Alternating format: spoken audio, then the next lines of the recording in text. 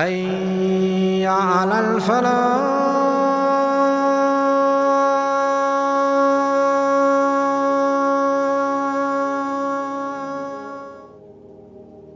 The Generation Z people were actually, their minds, their brains have developed. So they were kids and their brains have developed around social media. This is now their world. It's very hard for them to live without it, actually. Their whole world is on there. That's really frightening when you have the entire globe judging you, the entire globe disagreeing and showing other ways of what they think according to their ideals and their religion or their thinking, and then influencing other people. And it all depends on who can get more views and who can have the gift of the gag, and who has the skills to sort of, you can get a completely ignorant fool and come up and they become it. Social media, experts and lots of studies have done by professionals that since 2006 onwards, as the app started to show up, they see a significant rise, a very sharp rise of depression, anxiety, and even self-harm. First, it started mostly among the girls. Why? Because girls psychologically internalize things, and they're not bullies with their fists. They're not antisocial. So they see an opportunity to go onto the social media and ruin the hell out of their reputation or their friends, and make their own, sort of groups. And these girls start self-harming just so that they can feel that they still exist, that they still have a self-esteem, that they are important. They want to be validated. The boys, on the other hand, they went onto social media, and then with the increase of the social media platforms, Instagram, Snapchat came out, TikTok, and the rest of it.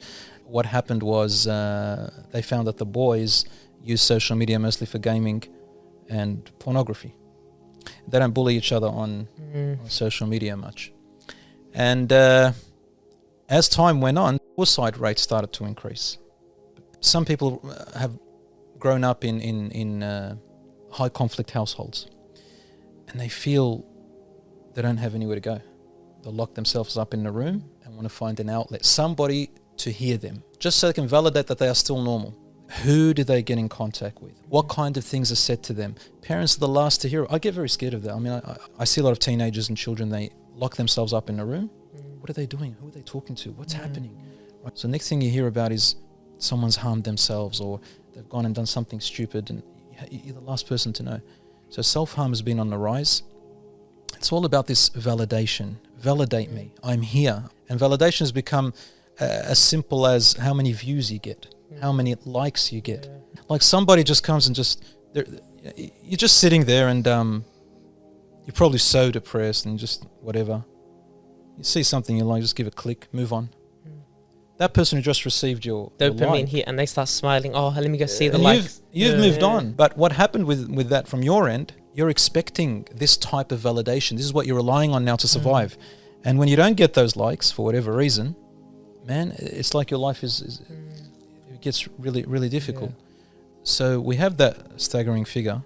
I don't know if parents are listening here, but there has to be that community work from principals and schools, from parents. I think that if you're a teenager or you're an adult, monitor yourself and discipline yourself with screen time. What happened to you, man? Why are you sleeping in class? Wallah, sir, wallah. Been all night studying. I've been all night, but and I know they haven't been studying all night. I know because some of their parents have spoken to me already. So what do you think? There needs to be more of a connection between child and adult with like restrictions? Because sometimes restrictions can only do so much. Why don't we start by, first of all, being aware of the dangers of social media, because not everything about social media is bad. Okay, being aware of the psychological manipulation that those who invented them and created them are doing. Right, it's like what they do in casinos, so that you can keep coming back and betting again and again and again. In casinos, you're betting and you're gambling how much money you're going to get out of it. Sometimes you lose, sometimes you get it, and then you go crazy. The social media, you're betting. What are you gambling? You are the currency, man. Yeah, it's you. You now become that currency. So you're putting yourself in the slot machine. Yeah, and you're waiting for these people to give you value. the less likes, the less valuable you think, right? And you've got to be aware that those who created these gadgets, they don't give them to their kids. That's number true. one. Awareness is very important. Allah says, فَعْلَمْ أَنَّهُ لَا إِلَهَ إِلَّا هُ. Know first. Learn that there is no God but Him. So you've got to know why they're happening. Number two, start restricting yourself. Discipline yourself. If you can't, parents need to jump in. School needs to jump in. And restriction is very important.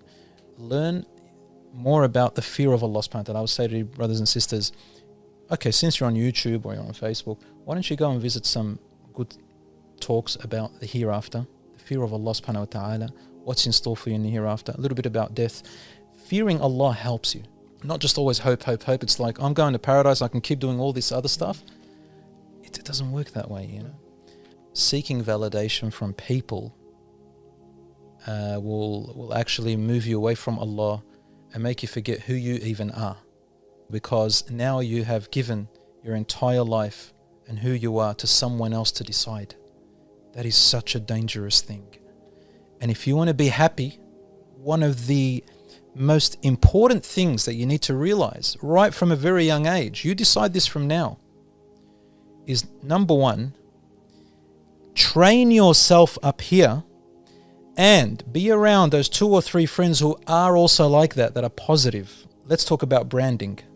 Some people are so obsessed with certain brand names so that they can get validated and get attention and show it. And then, you know, when they get that attention, they feel better about themselves. Why don't you say to yourself, you know what? I'm going to wear clothes that don't have brands. And you know what? I'm going to be comfortable in them. And no matter what anyone says, I'm going to train myself to like what I'm wearing. Who decides what's good and not? I do. You tell me that I am stupid or silly. I'll just smile. Says, sorry that you think that, man. If we can develop that attitude, wallahi, you'll be much happier. The only time that you will be affected and you start becoming a miserable person in life, and to add to that, they start blaming God for it, right? But it's really, Allah has already guided us. He told us the only one that you should be focusing on to please is your Creator. Why? Because your Creator wants the best for you. It's like when you want to please your parents because they care for you.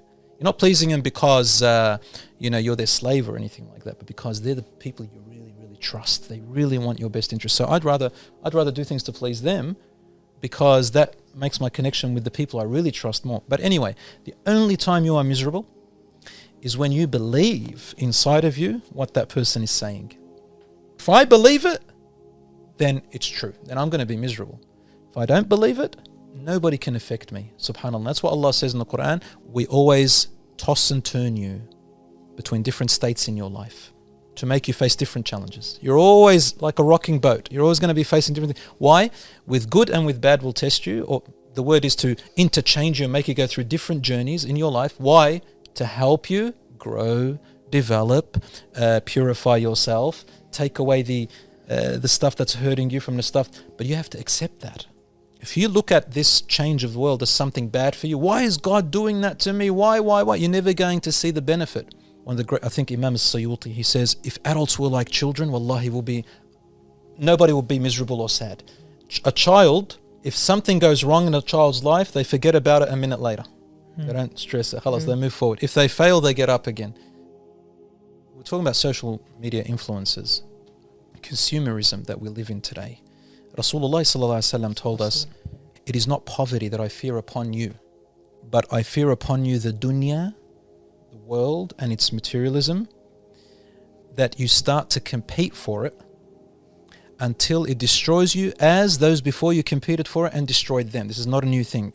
And those people who want to capitalize on it, they know that. So some of them make deliberately product obsolescence. So your phone, your printer, your laptop, see how the battery starts to die out in your iPhones? Yeah. That's deliberate.